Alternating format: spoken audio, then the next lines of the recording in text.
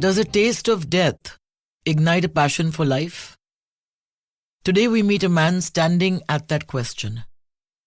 A filmmaker, a writer, a composer, once among the youngest creative directors in advertising, shaping campaigns and sensing early the quiet shift towards a digital future. Then one day, cinema called. He answered with Cabaret, a film he directed, wrote, and composed music for as well. Now he stands at a threshold. A bottle left behind, a chest cut open, a heart repaired. Life has knocked on his door twice, once gently and once with a hammer. And so the question remains, will this brush with mortality hurl him into the spring of his life where he will finally bloom? Or will he continue to seek out exit points in every room, preferring to fade into the quiet crowd of the almost? Let's find out. So welcome to the Pooja Bhatt Show, Kaustav Narayan Niyogi. Thank you, Pooja ji, for this opportunity to be here with you. And I think that was a very, very eloquent sort of description of my journey so far. I couldn't have written it better. Well, when you come face to face with your own mortality, like you did, what has it ignited in you? What has shifted, or has everything shifted? Well, actually, there are two parts to this question. When I first saw those reports, which says that your arteries are choked 90%, 95%, 100%, there was a sense of disbelief for a while because, I thought I was leading a very sort of clean life. I had left alcohol behind. It's been more than 11 years now since I had my last drink. I don't smoke. I don't do drugs. I have a relatively good exercise schedule. So I was doing all the right things, so to speak. And then to be told in a routine investigation that, look, you're on the threshold, you're standing on a cliff, and the only option that's open to you is to go for this cardiac surgery. For a while, I was taken aback. But then I said, this is a blessing because you're standing on a precipice, yes, but there's only one way forward, which is surgery. So there was no confusion. I took 2, 3, 4 options. The answer was same. That you have to go for surgery. You have to go for surgery. And I am very happy when the greys are taken out of the table and it's a clear black and white situation. So I said, boss, if this is where I have to go, better do it fast. And I was lucky to have with me my wife who supported me. And she said, yes, I'm there for you. And although we disagree on 1,000 things, for this particular journey, it was like a teamwork. So we very quickly decided on the way forward, chose the doctor, chose the hospital again. I got lucky. I got a great surgeon, Dr. Mehrotra, who gave me the reassurance that, look, this is nothing to worry about. This is routine. And indeed, as I went through the surgery and went into hospital, I found there are hundreds of people who are undergoing this cardiac thing, So this is a message I want to give out to the larger world that there's nothing to be scared about. Today, cardiac surgery is become pretty common. And if you're lucky, like the way I was, to have detected it before actually having a heart attack. Correct. You are onto a good wicket, yeah. Mine is actually an extreme case where you had to go through surgery. There are people who are just installing a couple of stents and going about life. And there you don't even have to spend too much time in the hospital. You can just be in and out in a day or two. Thanks to Sumit Chopra, we became friends. And we shared a love for single malt and poetry. Yeah. And that fueled our friendship to a large extent. And then one fine day, you decided that you're going to quit drinking. Nobody believed you. Yeah. Quite frankly, I didn't think you'd be able to keep at it. And then I followed a few years later. So I'm 10 years sober this year. So you are senior to me in that sense. So like you said, not smoking. You love going for your walks. You don't use food as an escape route either. Yeah. That is a strong message to people that don't take your health for granted. Yeah. Because what we forget about is the stress factor. Yeah. After my thing, my friends, many of them went and got themselves checked. They panicked. They panicked. And they're saying, yaar, agar is sant ko ho sakta hai. हाँ. They keep making fun of me. Hum log to saale sinners hain. But here's the thing. So there are people who are drinking, smoking, and they get this test done and nothing. It's a lottery. This whole heart thing is a function of your genes. It's a function of stress that you recognize and don't recognize. But the good news is that you do this particular test, which is called CT angio, and you know where you stand. So I went in for the test, and within 2 hours I got the report. Boss, things are not looking good. And conversely, you could be leading a very dissolute lifestyle and you go in for this test and you're fine. You're fine. So now you have a heart that's going to beat for the next 40 years at least? Yeah, so a friend of mine from New York told me the good news is that you're going to live for another 40 years. And the bad news is that you're going to live for another 40 years. So I'll have a beating heart and I'll watch all my other organs fail.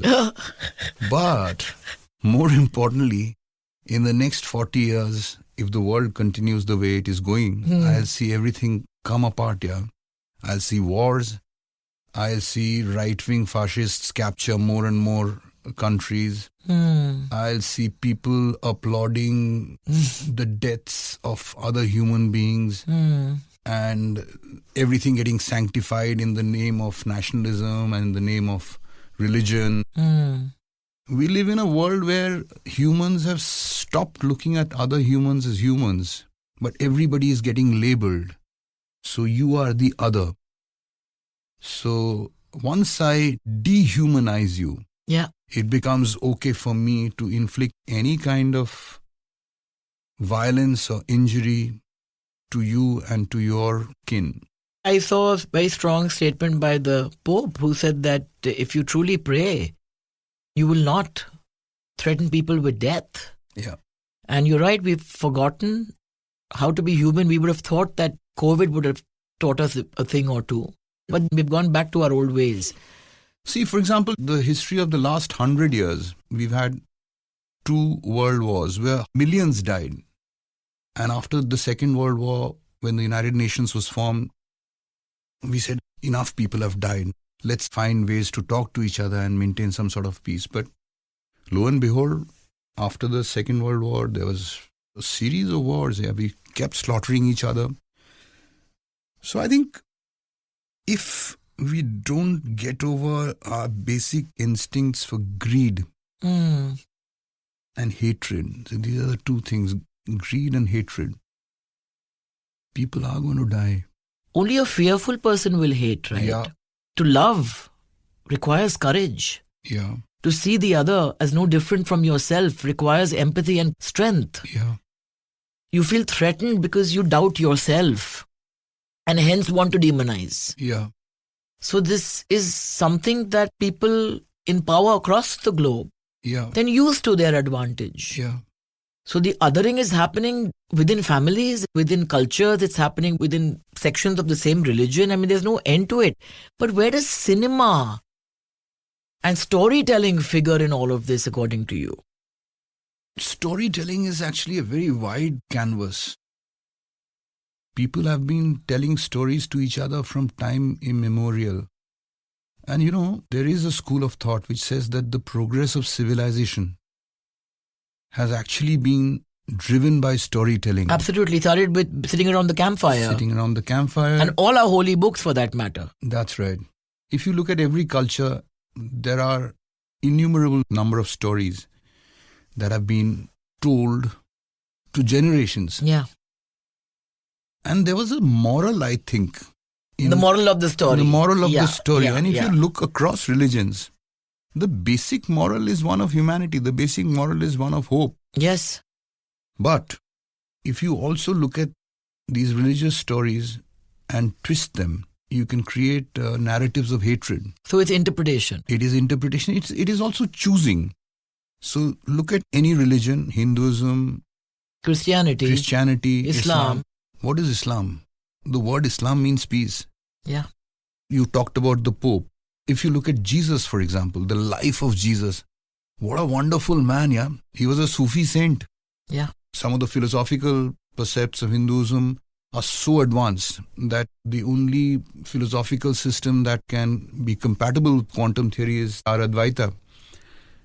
But there are people around the world who are using stuff from Hinduism to divide. Yeah. Stuff from Islam to divide. Correct. And stuff from Christianity to divide. And Absolutely. to not just divide, to spread murderous hatred. It's one thing to say that, okay, we are different. But it's the other to say that you cannot share the same space, the same planet with me. Yeah. I have greater rights. The moment you move away from the idea of coexistence, कि यार सिर्फ मैं रहूंगा, that's where the problem comes in. And that's not restricted to humanity. We are waging war on each other, yes, but we are waging war on forests, on our rivers. Like I said in the beginning, that there are two forces. One is being driven by greed and the other is being driven by hatred, and they are hand in glove. Yes. So how much should a man consume? I mean, I am no exception here. At the end of the day, you end up acquiring objects. See, I want this, I want that. Where does this end? It ends when you're told by your doctor that you need to go and get your chest cut open and have all 4 chambers of your heart dealt with. Silai, and at that point when you're lying there, I'm sure you must have questioned the last 50 odd years of your life in terms of the scramble, the long hours. I have to confess that I have never been a scrambler. I have not worked hard ever in my life. And I think maybe the message is that I need to put in some hard work. Are you going to be led gracefully into the spring of your life and bloom? Maybe this is a higher force telling you that, Mr. Niyogi, I've given you a hell of a lot of talent. You are one of the brightest, most fertile minds in our part of the world. You are a writer, a director when you want to be. You compose music in your head and heart. We are recording right now at a studio in Bandra called Octavius. Not far from here is the legendary Janta Bar. Yes. Yeah. Where you used to go before they opened. Yeah. And because you were a regular, you would just knock on that little shutter of theirs and they would let you in. Yeah, with the chairs upturned. Yeah. And you called me and said, I've written a song. Can I come and sing it to you? And that song became the biggest hit of our film Cabaret. Yeah. When we talk about creativity, it happened right here in a little obscure bar. Yeah.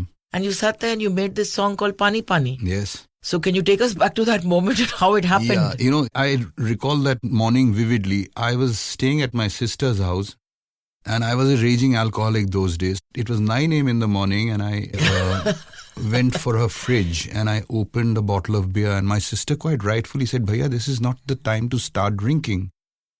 And I was affronted. Who's she to tell me when I should start drinking? So I left the house. In a huff. What a prick I was.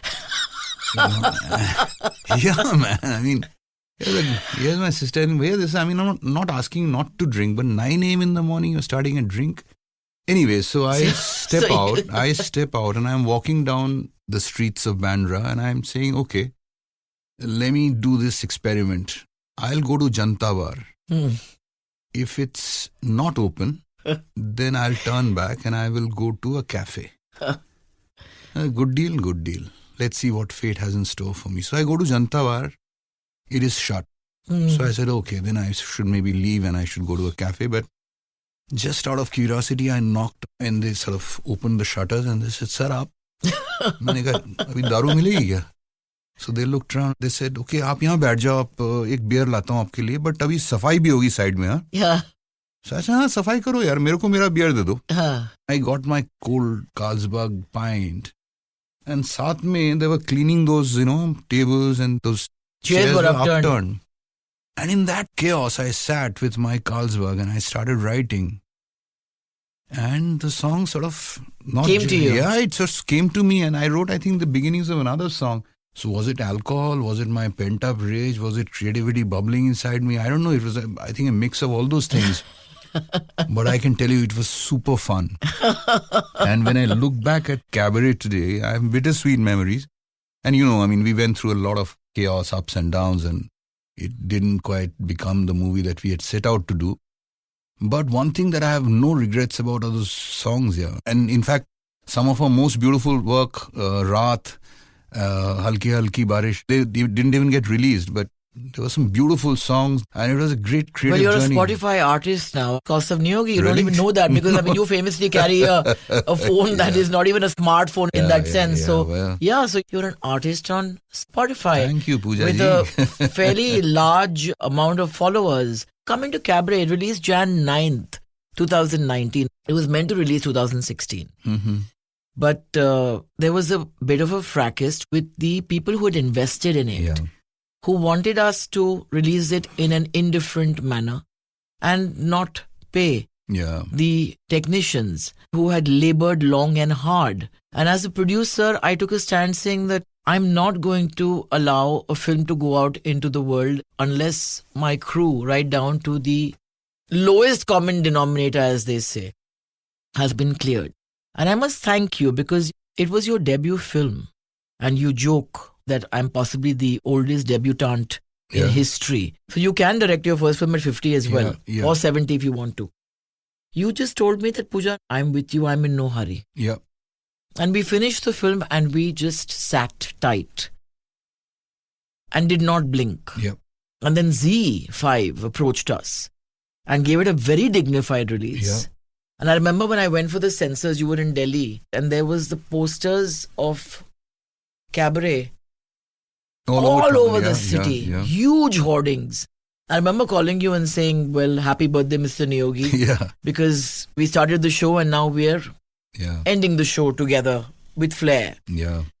But from the world of advertising, where you famously or rather infamously took a meeting in a bathrobe, you were the creative head of McCann Erickson, to then directing your film. Yeah. What were your expectations and what was the ground reality? Did the ground reality of a long shoot differ from being on an advertising set as a creative director who comes in with flourish and says, I don't like this, I don't like that? This is hard labor, monotonous, mundane, hard labor. Yeah. You said it. I think as a creative director, or at least the kind of creative director that I was, I had invented my own rules. And I did take a meeting with a producer dressed in my bathrobe.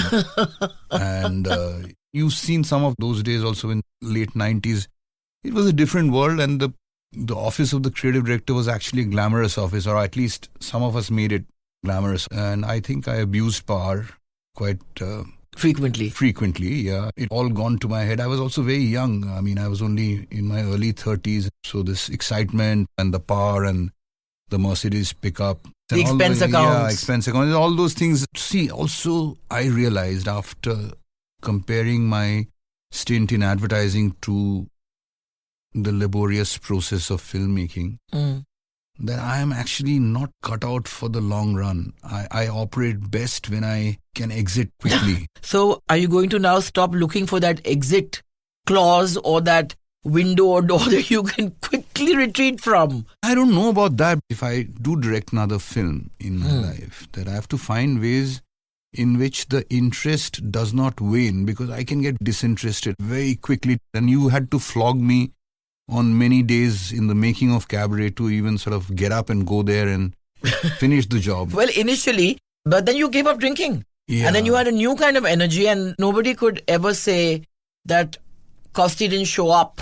You know, it's one thing being there, and the other thing being full of creative ideas and driving.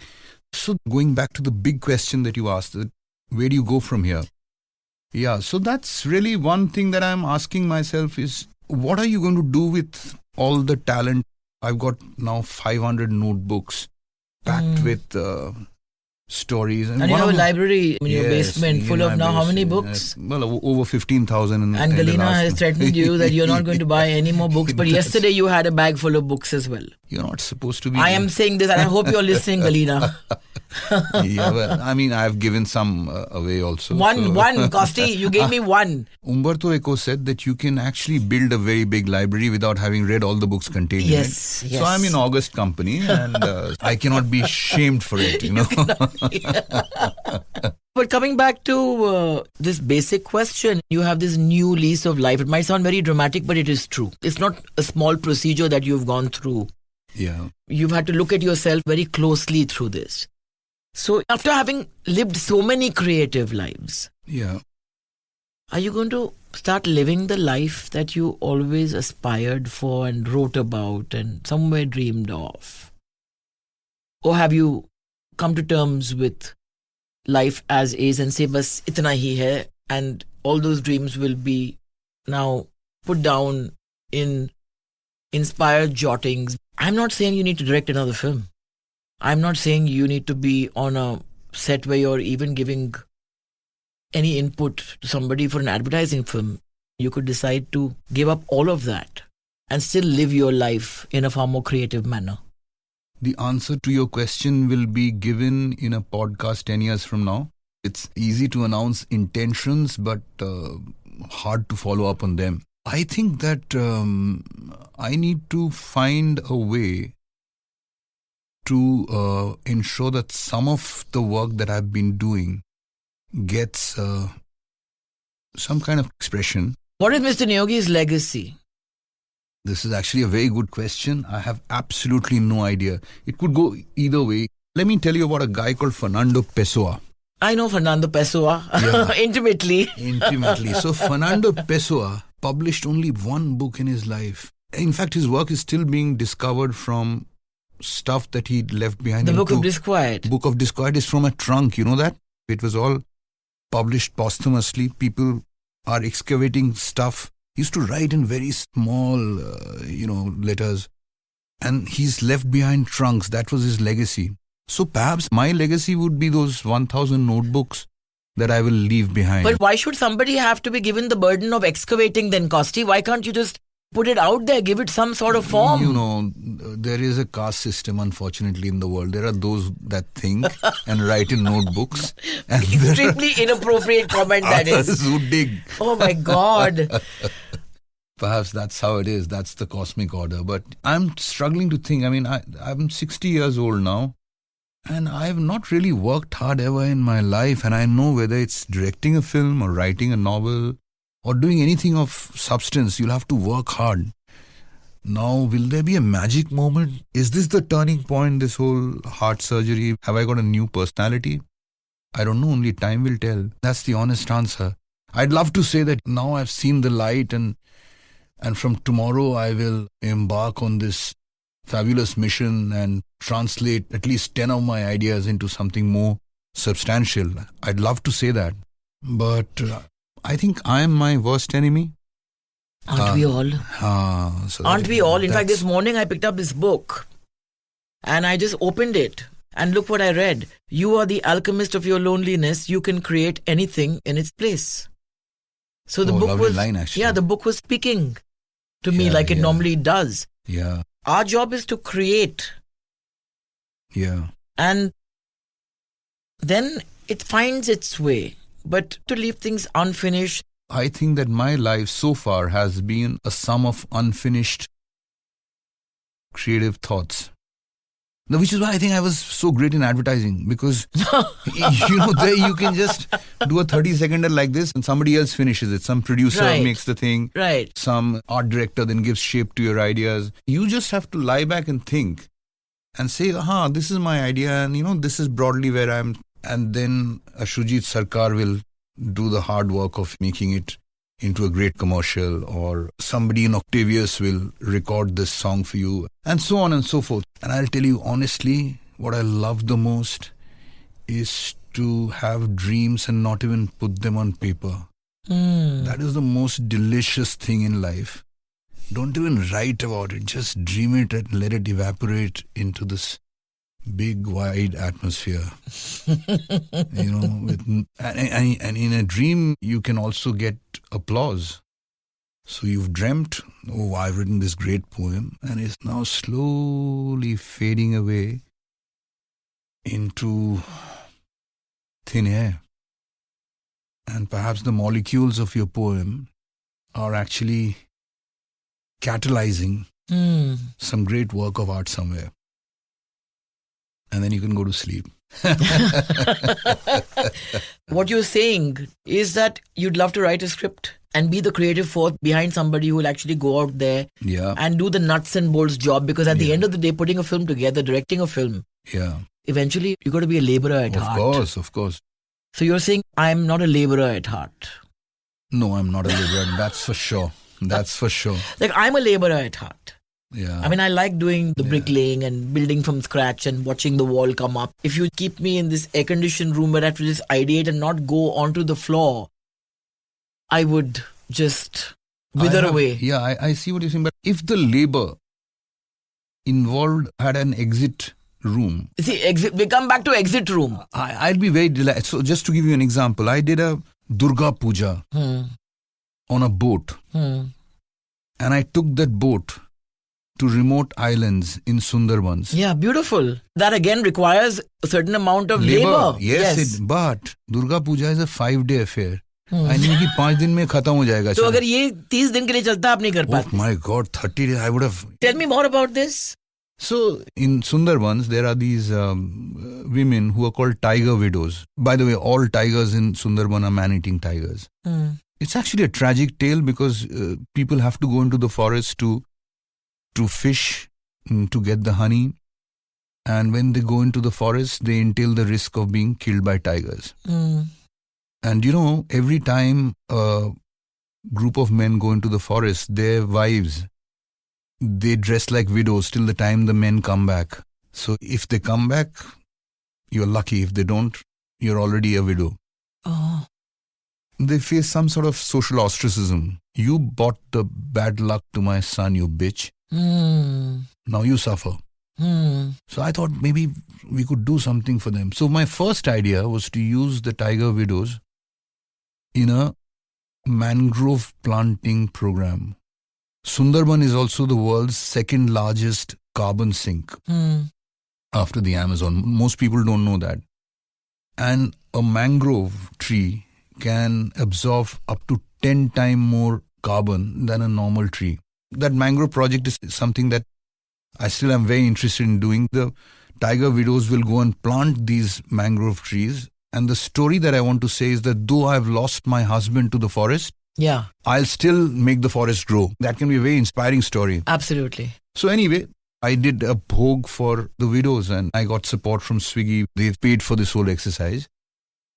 And it was fascinating to see how this boat of ours, where we had this whole pandal erected, this floating around.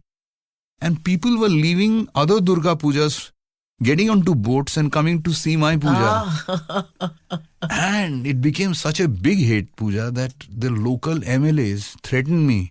कि आप यहाँ boat यहाँ से हटाओ, हमारे पूजा में लोग नहीं आ रहे. But again, Durga Puja is over in 5 days. So I said, चल 5 दिन करूँगा, उसके बाद मैं घर जा रहा हूँ. You tell me that this movie is going to take 60 days first to make. And then the thing that I hate most is sitting in a edit room, which you love. I love. ये change करो, यहाँ काटो नहीं, यहाँ पे इसको थोड़ा और बढ़ाओ. और यार मैं मत चाट यार, करके दिखा मुझे. You don't like to dot the I's and cross the T's. No way, I hate edit rooms. Even in my advertising days, Balki was a great creative director. He's got his own film, I've got my own film. Now here's the difference. This is why Balki is such a big success. And I am still sleeping under trees. At 2 o'clock at night, Balki is still working on his film. I have meanwhile instructed my editor and gone to a dance bar and come back to see the final edit. So 6 hours of sitting on the edit table versus 20 minutes of instructions and 5 hours at the dance bar and 10 minutes of, it's all looking good. With me, there's something else that's always calling. Life is always elsewhere. That's how I'm constructed, Yeah, but for somebody who's born in Assam, in Tezpur, yeah, in a home that overlooked an elephant graveyard, yeah, and then you found your way to Calcutta. Yeah. And I remember being in Calcutta with you for the recce of Cabaret, and you showed me a Calcutta that I never knew existed, whether it was the tram graveyard. Calcutta is a mistress of melancholy. In a large sense, it's a palimpsest. Every city is a narrative in a fundamental sense, but Calcutta is like a multi-layered narrative. Let me just tell you one interesting story about Calcutta right now. When Wajid Ali Shah, the last king of India, so to speak, was exiled from Lucknow, he went to Calcutta, and that's a fascinating journey. And the biryani of Calcutta is actually the biryani that got imported from Lucknow. And since Bengalis were poorer, I guess, than the Nawabs of Lucknow, so they added the humble potato. Yeah, the aloo, which I love actually. That's it. Yeah. So now people are saying you can't have biryani without the aloo. It was a poor man's intervention. So I think that aloo to me is the metaphor of Calcutta. So many streams have come to Calcutta, but the Calcuttans managed to add that aloo to it and sort of make it its own. So if you look at, for example, the Christmas cake, Calcutta has its own variation of the Christmas cake. But more than that, look at Jesus Christ. There is Jishu Pooja in Calcutta. Chanda uthate hain aur Jishu ki puja karte hain wo. So Calcutta has a very assimilative, absorbing power. And it's a defeated city. हार गए हम लोग यार, खत्म हो गया. Capitalism took another route and Calcutta was... So if you look at Calcutta, everywhere you can see monuments that speak of defeat and decay. Who is the real Kaustav Niyogi? The man who can see the beauty in decay and defeat. You also say, on the other hand, that, the world is not interested in your failures. So is that the Kaustav Niyogi from advertising talking? Who is the real Kaustav Niyogi? I think it's a bit of both. Like it's a Whitman-esque predicament. Do I contradict myself very well? Then I contradict myself, so I contain multitudes. And I really think that I have many selves, as again Pessoa would say. And I consider that to be a strength, to have many selves and to have conversations within. So there's one part of me which is drawn to utter luxury. There's one part of me which can sit in a desolate monument for hours. We are all constructed with different fragments, and sometimes the patchwork quilt that happens thereafter makes sense, and sometimes it doesn't make sense. And the honest truth is, I sometimes envy people who've found their path in life. I'm still hacking around, still exploring here, still not quite sure where it's all going. I feel the same way. I'm willing to let life take me in a completely different direction. Yeah. One is open to that. Yeah. But now, do you urgently want life to take you off in different directions? I wish I could say that. I mean, the night before I went into surgery, I made these big claims that if I get out of this alive, then I'll do more with my life. I'll live with a greater sense of purpose and urgency and all those words. But I don't know really. The answer is that I'd like to think that. But then there is another part of me which is actually a loafer, So being a loafer, being a flaneur is something that I've got used to, and I'm not ashamed of that part. But if I can summon at least 2 to 3 hours of creative work, like focused creative work in a day, I think that it could amount to something. It could be more than 10 hours of creative work of another person. Because the raw material I have is enormous. Yeah, that's what I'm saying. There's so much there in your head and heart. Songs, stories, ideas. Yeah. I hope some producers are listening to this around the world. Well, I'm a producer, in case you've forgotten, and I produced your first film. No, but you're no longer producing, Pooja. But I'm not producing because I'm not inspired to. Yeah, true. What is the end goal? Money? I can understand that. But you need to know why you're telling a story. Everything is assembly line now, whether it is love. Love, I think, is kind of an extinct concept because if you have a scorecard in your pocket, you cannot love. To be able to love is to feel completely and utterly vulnerable to damage. And if you don't have the courage within your heart to be that vulnerable and to fail, then you cannot love. I mean, बाकी वो सब मजा है कि तुमने क्या दिया, मुझे क्या मिला, वो करते रहो scoreboard. Yeah, but doesn't that apply to, a story, a film as well? Yeah, it does. It should make you feel like that, like what you described of love. That I'm going to put everything into this and risk it failing completely. But feeling this immense gratification and joy when I'm just in the presence of that person or that body of work. Yeah. All the music of Cabaret. Yeah. There were songs that we got great joy from. Yeah. Which is why you put it out there. Yeah. But you sit down and say that, okay, Kaustav, मुझे brief ये है कि मुझे 10 super hit गाने चाहिए. Give me the hook in the first 10 seconds. So that becomes a reel, that becomes a ringtone. Then what's left, yeah. And just to be clear on the song bit, when I used to come to you, the songs were written and I would sing them to you. Yeah, you would sing them to me. That takes great courage on the part of the producer to say, yaar, I'm going to back this, chalo banao. The limited point I'm making is that sometimes creating can be lost in a room where there are just accountants. Oh, absolutely. Oh, अच्छा यार ये चलेगा नहीं, आज के trend के साथ ये चल नहीं रहा है. Yeah, so we need more believers in that sense. More believers and people who believe with their bodies, with their hearts, and not with just numbers. So one conversation that's increasingly difficult to avoid is this whole conversation of AI.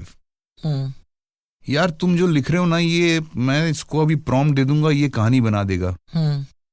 यार तुम जो गाना लिख रहे हो ना, 10 गाने में AI से निकाल लूंगा.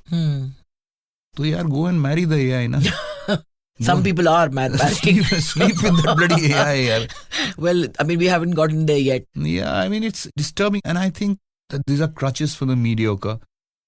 I'm not making a case against AI. By all means, use AI. But the AI has to be an enabler of creativity. The day you start using it as a substitute, however attractive that option may seem, you must know that you're not a writer or a lyricist or a creator or anything. That guy can be a fact finder for you. That guy can be a sounding board for you. That guy can be a helper for you. But that guy is not you. No, I completely agree with you.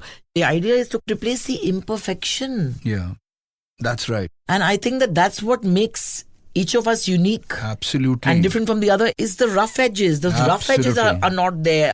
It's generic. And one reason for that is the abbreviation of language. Yeah. As people stop reading literature or poetry or whatever, how can you describe your feelings if you don't have the words? Now you ask somebody, how are you? I'm good. What is I'm good?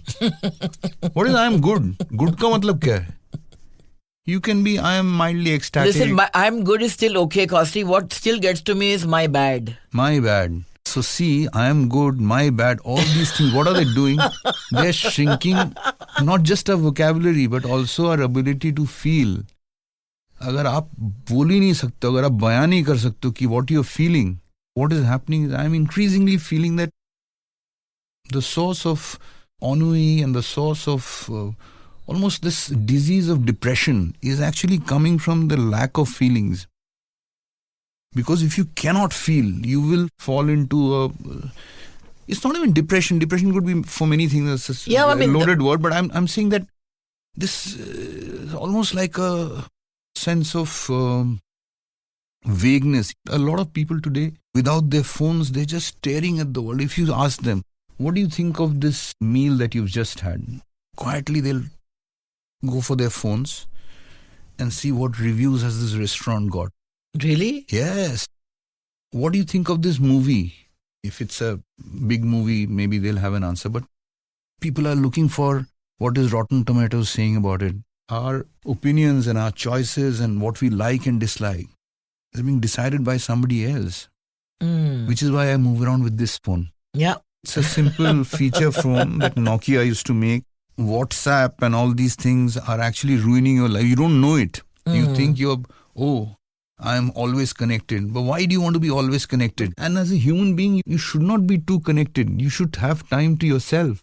Yeah. Where will you get the time to think if your phone is ringing all the time? Useless pieces of data. Why? Why do you need so much information? What are you going to do with so much information?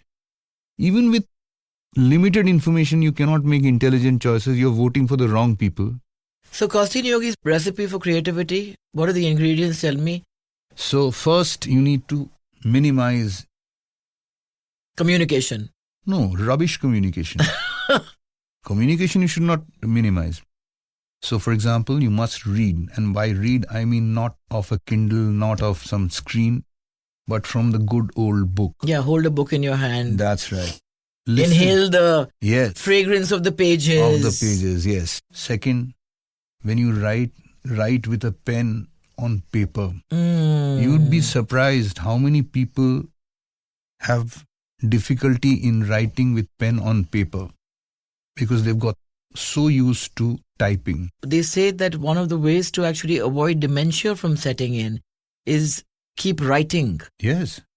With pen and paper. Yes. And I can tell you something, dementia has already set in. You don't know it. People are already demented. There are zombies walking around. And it's not just creativity, they're demented because they have too much screen happening in their lives. Too much screen. So first you have to read, and you have to read copiously. Second, you have to allow that reading to distill in your head. How do you do the distillation?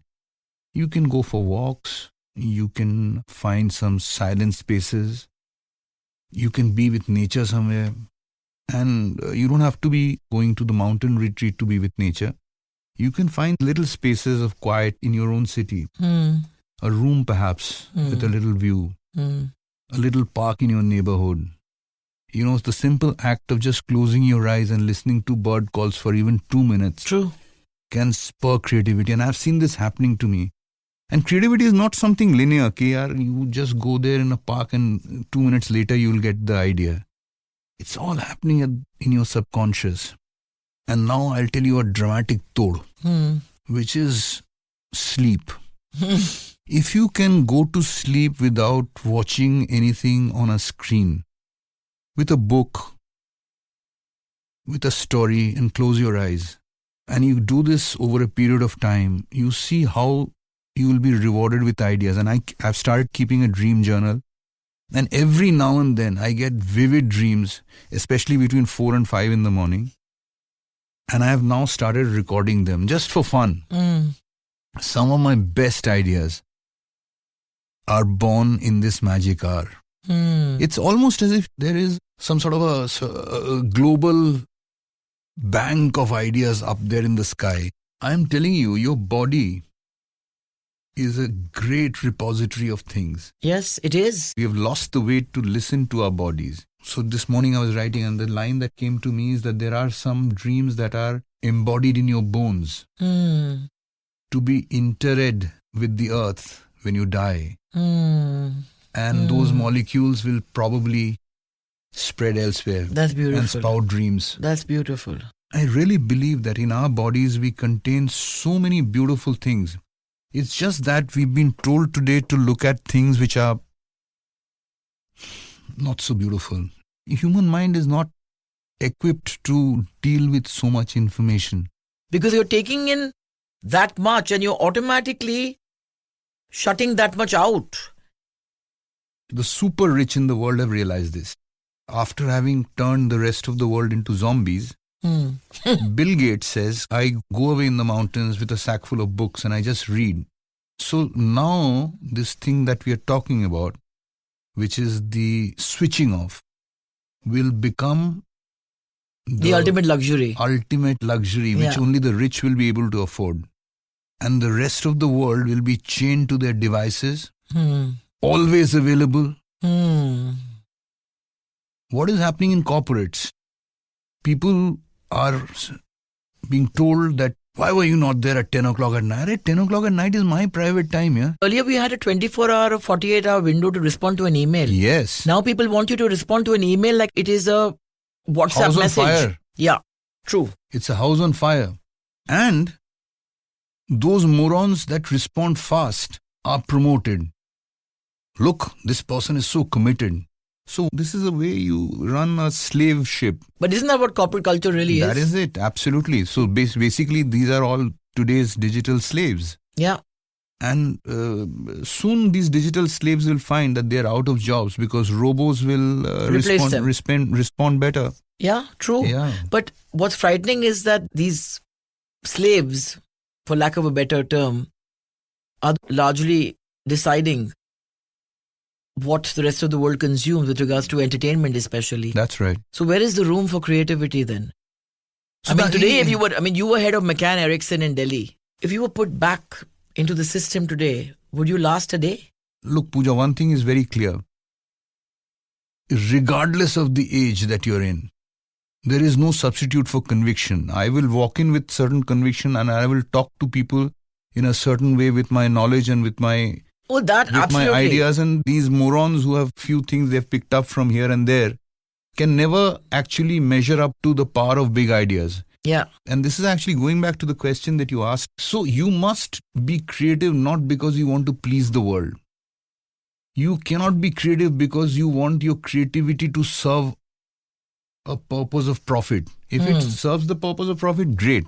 That's a bonus. But you have to be creative because you cannot be any other thing. Exactly my point. For me, creativity is the only thing I know. Creativity is my sustenance. Creativity is my therapy.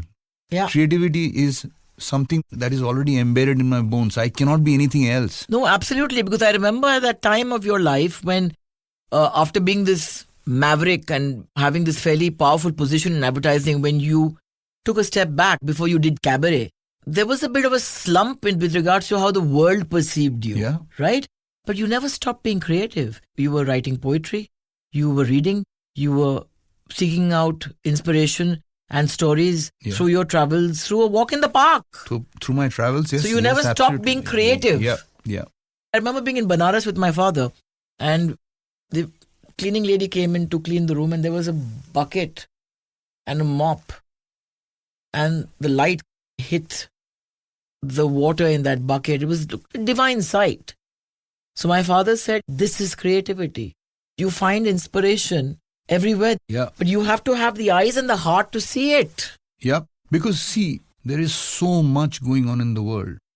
I think that there is a beautiful music that is playing out. And to be able to hear the music, first you have to rid your mind of many things. True.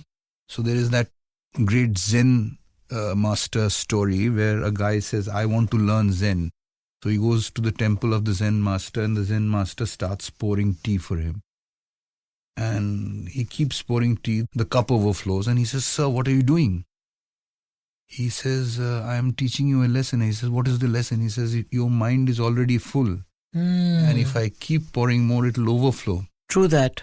So, first you have to empty the cup is a line that has remained with me. To be creative, first you have to empty the cup.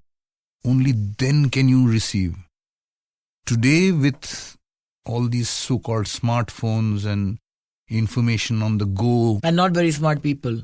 And not, because their cups are so full with rubbish. And I'm not saying it. You ask a person, क्या है यार तूने पूरे दिन में क्या देखा आज? I mean, they'll finally, if you catch them in a moment of candor, they say mostly rubbish, yaar. Yeah.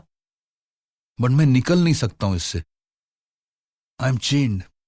In my view, it's a bigger addiction than being addicted to substances. We don't realize it. And I think that there could be a design behind it. Because with this kind of addiction, corporations, multinationals, the big tech is making huge amounts of money. Yeah, because they have you captive. They have your attention. Is captive. Yes, absolutely. They will now soon have control over your behavior. And how you feel. How you feel. Yeah, whether it's creating fear psychosis or whatever. Absolutely. I completely agree with love. that. I mean, we were talking about love some time back. I mean, there is a tribe of people who can only find love in these love bots. Yeah, How exactly. sad can that be? Yeah? No, that's true. I don't have any doubt that you'll be able to walk into any corporate organization wherever you want to and be able to tell a story with conviction. I'm talking about becoming another cog in the wheel or be top dog in that system. There's a system designed now. No, so yeah, there is. You're meant to be servile. You're meant to toe that line. Yeah. Everyone's just making sure that they protect their salary. Yeah. Hence, not taking big creative decisions. Yeah, I'm not talking about any particular individual, but I think the system has produced cowards. And the thing about cowards is that if you stand up to them, they will not be able to mount a substantial opposition to you. The thing is not them. The thing is your own desire. Yeah. Do you want to be in that system and fight that battle? Or do you want to say, no, this is not the battle I want to fight? Actually, Pooja, the big fight is happening inside the head. There is a dominant discourse. You faced it. What is the dominant discourse? There are perhaps actors of your time who have made much more money than you, Oh, of course. living in fancier houses. Absolutely. But for me, it was a resistance to massification, which Yeah. is why today I choose to have the conversations I'm having and do what I'm doing, because I resist that. I am not going to become a cog in the wheel. That's right. So I call that the dominant discourse. There's a dominant discourse which, I mean, in its most vulgar form, Yeah. in Delhi you would have, अरे ये तो यार ये 50 करोड़ का आदमी है, Correct. ये 2000 करोड़ का आदमी है. Bombay's become like that also. A human being should only be measured By their wealth. by their wealth and how much money he can command. Yeah. So when a rich man sleeps around, ना तो बड़ा आदमी है यार, वो कर सकता है. A poor man does that, यार क्या कमीना है, देख यार वो अपने बीवी के ऊपर चीट कर रहा है. So we have accepted that in a world where the dominant discourse is that if you have money or if you have power or if you have money and power put together, all is forgiven. You know, look at the naked worship of money in this city. Naked worship of money globally, which is why we are where we are. Yeah. So profit over everything, that which is this corporate mantra of profit over everything. Yeah. So how does then one see better cinema? Literature is dying. Publishing houses find it difficult to sustain themselves.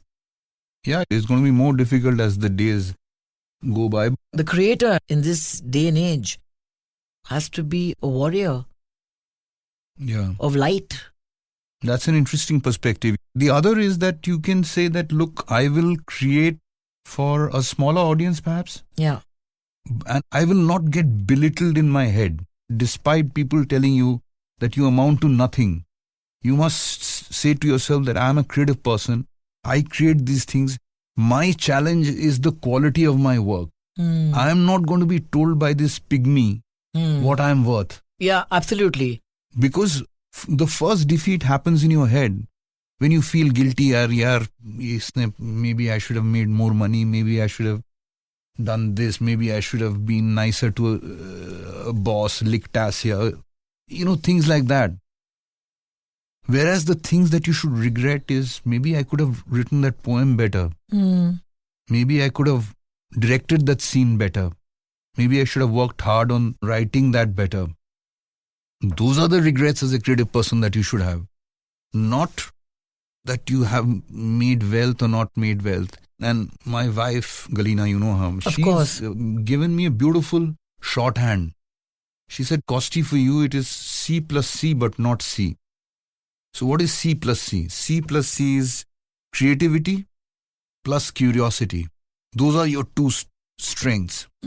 But don't be driven by the other C, which is consumption. Right. Wherever you've been driven by that, you failed and made a mess of things. True.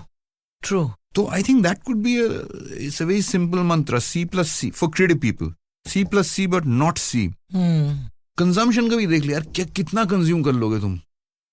What will you do in that fancy apartment, yaar, if your creative machine is not working?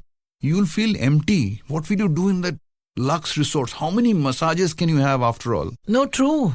You think it's going to solve things. You think that's the goalpost. It's not. You get there and you're sitting in that 100 crore apartment. And what will and you you're do? vacant. Vacant, yeah. Yeah, because you've sold your soul in the process. I always say slavery comes in very attractive packages. Yes, you've said that. Whether it is through a marriage or whether it is through Yeah. a job or any choices you make as an actor or as any creative person. Unfortunately, we have had to deal with this since Kingdom Come, but now more so, where it's the people who want to profit or benefit from the idea who sit back and say, मगर ये तो पैसा नहीं बना रहा है अभी. अरे पैसा अभी नहीं बना रहा है, मगर बनाएगा अगर उसमें कोई बात है तो. But if you're going to impair the process with your lack of faith and get in the way, then how do you create anything that is new Yeah. or sparkling? Yeah. It's like a child. Yeah, true. You have to be able to step back and let the child grow, right? Yeah. But you come in with your anxiety and want to mold it. How then do you allow a unique individual that's born unique That's right. to remain so? See, there's another motivator, which is pride. Now, say the big studio guy, if he is told that ठीक है, तूने साल में 80% of your projects are going to be about money, but 20% वो भी बना जो pride है. जी. GPCP went to Satyajit Ray and said, sir, मुझे picture से कोई मतलब नहीं है. I just want your next movie to read GPCP presents XYZ, a film by Satyajit Ray. Absolutely. मैं स्क्रिप्ट भी नहीं देखना चाहता. That was for credibility. That is a person who's saying that I want to 20% मैं pride के लिए करता हूँ. Absolutely. This is my appeal to producers today or the big studios. आप बनाओ पैसे. But that is what Dhirubhai Ambani did with my father's film Janam. There you go. Reliance at that time had put in small amount of money, 7 lakhs or 12 lakhs to make a film called Janam. Fantastic. I'm saying that, yes, at the end of the day, all the big corporations report to larger corporations and they all have their profit targets and so on and so forth. By all means do that. But at the end of the day, keep some money aside for projects of pride. Yes. Support some young filmmakers, support some young creative people, because at the end of the day, they will one day make you proud. I mean, not all of those films will win awards, but this is something I've seen, Pooja, in advertising. I cannot talk about films. And this is something Piyush Pandey, my mentor at that time, he's passed away recently, may his soul rest in peace. He gave me a formula. He said, मैं क्या करता हूँ, मैं client के पास जाता हूँ, बोलता हूँ 11 महीने में आपके लिए काम करूंगा, आप जो बोलेंगे वो छापेंगे, लेकिन last month, the month of December, आप मुझे कुछ क्रिएटिव एड्स निकालने दो.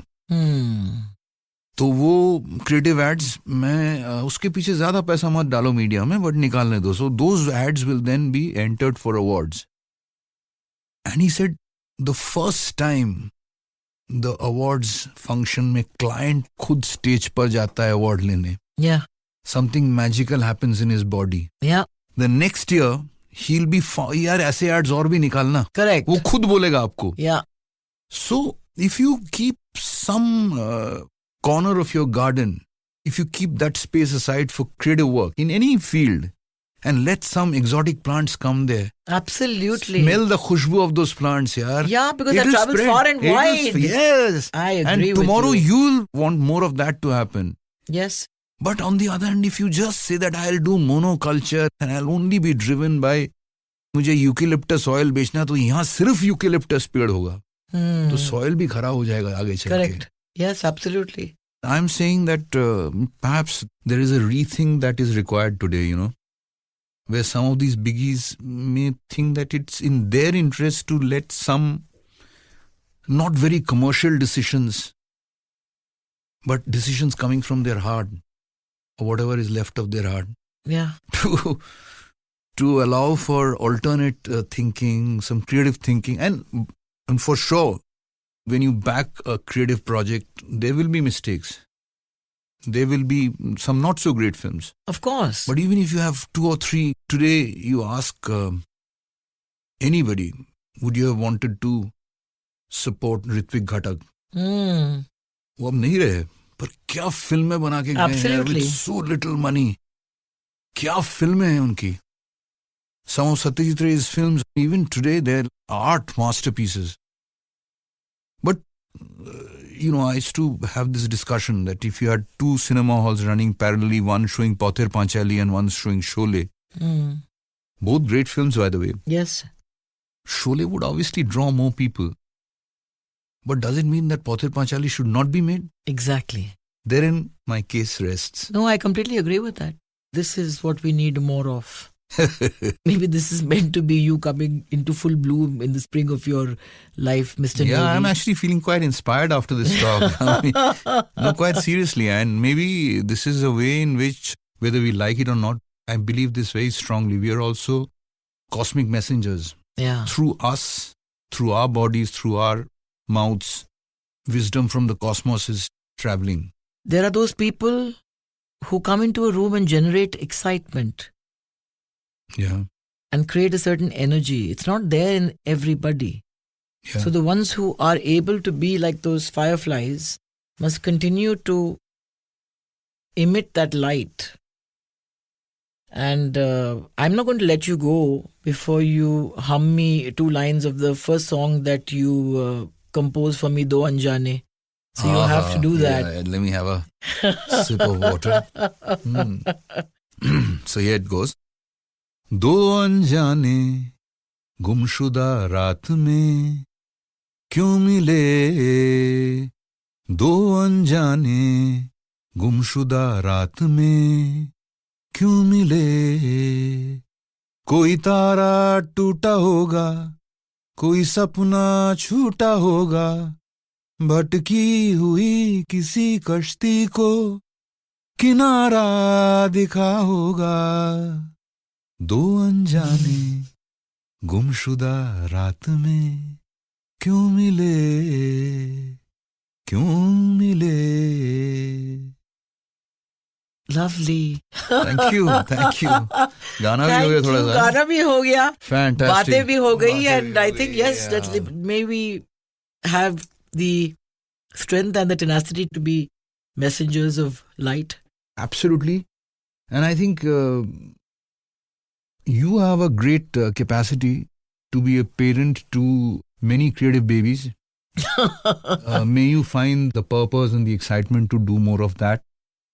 Even just in discussions, creative people are very, very vulnerable. They're very nervous. Of course, absolutely And they are. You need patrons to sort of... No, I completely agree. And unfortunately, creative people are having to now deal with not very creative people, for lack of a better term, who are constantly asking them to be anything but creative. Yes. And to be creative means to be unsure. To be creative means to be vulnerable, to be anxious about whether this tune is going to resonate or whatever. So you need more people just to say, listen, yaar. Karo yaar. Go wrong, but do it. Is there anything you'd like to ask me? Oh, of course, many things. You've had a rich life, experienced many things, been in relationships. And I think it's important for you to give this perspective to perhaps some of our younger listeners. How has your concept of love evolved over the years? It's interesting you're asking me that because yesterday my father came to visit me and I live right next to my mother. My father and mother met when they were very young. They've been separated for more than 40 years now. I had given her a book of his, which has just recently released, The Ashes Are Warm. And he told me, open to page 95 and read a chapter. And that chapter was about their love story. And that love story fizzled out. He thought it would be everlasting love. But he met Parveen Babi, got into a relationship with her. And then they spoke about the time when he first consummated his relationship with Parveen. And he came back home. And she asked him, long night, huh? He said, yeah, work. She said, would you like tea? And he went into the bathroom and looked at himself in the mirror and he said, what happened to that everlasting love? But to witness my parents discuss that yesterday. And she said something amazing. She said, when I read your book, Mahesh, I realized that there are no villains in life. I was just so struck by these two people who met in their teens. He was her anchor, really. Still sitting there, being able to be so gracious with each other. Give credit where it's due. And she knows in her heart that she can rely on him for anything. That's love. The nature of the love has changed. It's gone from being teenage, romantic first love to being a marriage that didn't work. But look at the core of it. He's still there as a friend, a parent, whatever you want to call it. Yep. For me, that is it. Is there somebody who you know you can rely on emotionally to not be a solution, as our friend Kazan said, Yeah. but to just bear witness? In my books, that's love. I don't believe in happily ever after in the conventional sense. Some people might call it a delicious, exquisite freedom. Some people might call it, oh, but How lonely. नजरिया की बात है. True. Actually, there's a lot of food for thought in that. I'm open to life happening to be, but where is the life in the men? There've been a lot of men in my life. Now I need some life in the next man who walks into my life. That's a great closing line. So on that note, my dear friend, yes, thank you. And may your heart keep beating and pounding for the next 40 years. Much. And yeah. Now let's go have lunch. Yes. The Pooja Bhatt Show is produced by Mammoth Media Asia and Epilogue Entertainment and distributed by iHeart Podcasts. The executive producer is Jonathan Strickland.